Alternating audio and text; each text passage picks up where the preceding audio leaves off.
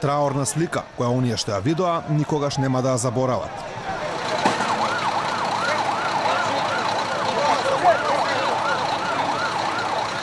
На бројните екипи на брзата помош, пожарната и полицијата им се придружи и локалните жители, во обид што поскоро да се излечат луѓето од автобусот, кој беше целосно превртен и смачкан.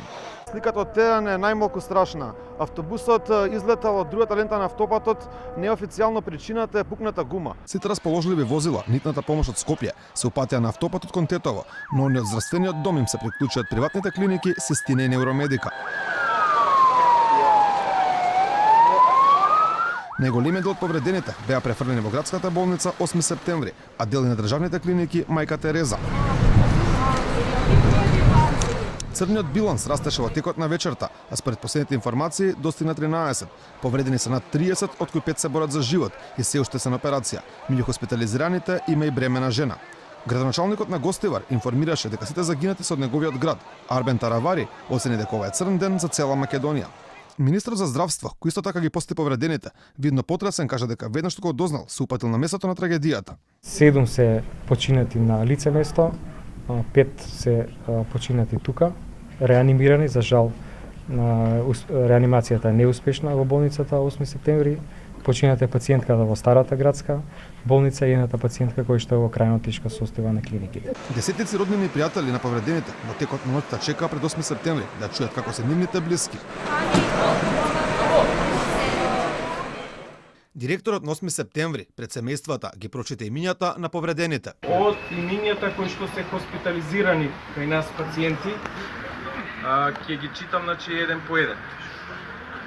Никола Карамфиловски, Мерсем Незири, Есат Емрули, Јасмина Стојанова, Амети Бетим, Антонио Антониевски, Алајдин Шабани, Душан Стефановски, Луизим Далипи, Мануил Трифуновски, Мухамед Шишко, Јузим, Верица Стојановска, Серие Мустафи, Аличе Узеир, Горан Наумовски, Демира Али, Седа Јусуфи, Јетон Исмаили, Јолца Ибраими, Халид Узеини, Мичи Фикири, Јасин Сејпули, Фикрие Стефан, Јована Граматникова, Абас Касми Ферди, Добро, Илија Ристовски, Дилала Алили, Абдул Исмаили и Лујан Алили. Возачот на автобусот е повреден и хоспитализиран, а од страна на дежурен јавен обвинител издадена е наредба за анализа на неговата крв и урина.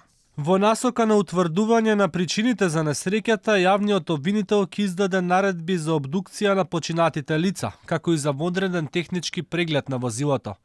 Во текот на ноќта местото на несреќата ќе биде обезбедено, а увидот и извлекувањето на автобусот ќе продолжи во текот на утрешниот ден.